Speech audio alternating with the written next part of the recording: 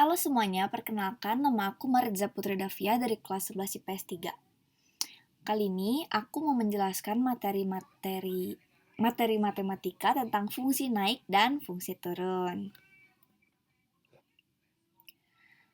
Kita langsung masuk aja ke materinya ya.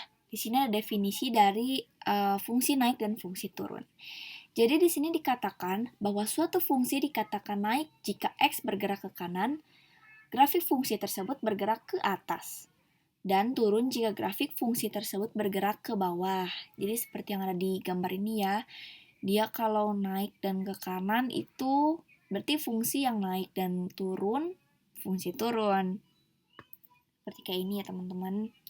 Terus sebenarnya apa aja sih, ada jenis apa aja sih di fungsi ini itu? Jadi sebenarnya fungsi itu dibagi menjadi 3 jenis. Ada fungsi naik, fungsi turun, dan juga fungsi diam atau stasioner.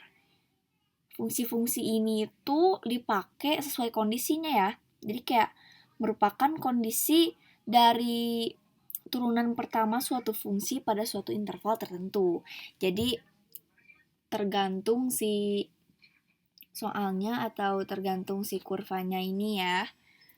Terus emang apa aja sih kondisi-kondisi yang harus kita pakai gitu biar tepat dan biar benar jawabannya? Kita langsung masuk ke kondisi fungsinya. Di sini ada 3 kondisi fungsi. Yang pertama ada jika f aksen x bertanda positif atau f aksen x lebih dari 0, maka kurva fungsi dalam keadaan naik.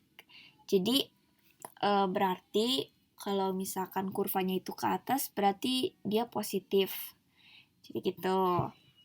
Terus yang kedua di sini ada jika f aksen x bertanda negatif atau f aksen x kurang dari 0, maka kurva fungsi dalam keadaan turun. Jadi kalau yang turun itu dibilangnya itu negatif ya. Terus yang ketiga juga ada jika tanda f aksen x bertanda netral atau f aksen x sama dengan 0, maka kurva fungsi dalam keadaan tidak turun dan tidak naik. Jadi yang di terakhir ini tuh sama sekali dia tuh nggak bergerak sama sekali, jadi dia diam di posisi tersebut. Kita langsung masuk aja ke materinya.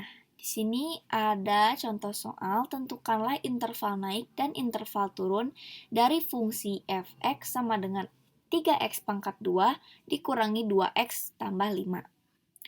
Di sini kita jawabnya langsung ya. Di sini ada fx sama dengan 3x kurang 12x plus 5.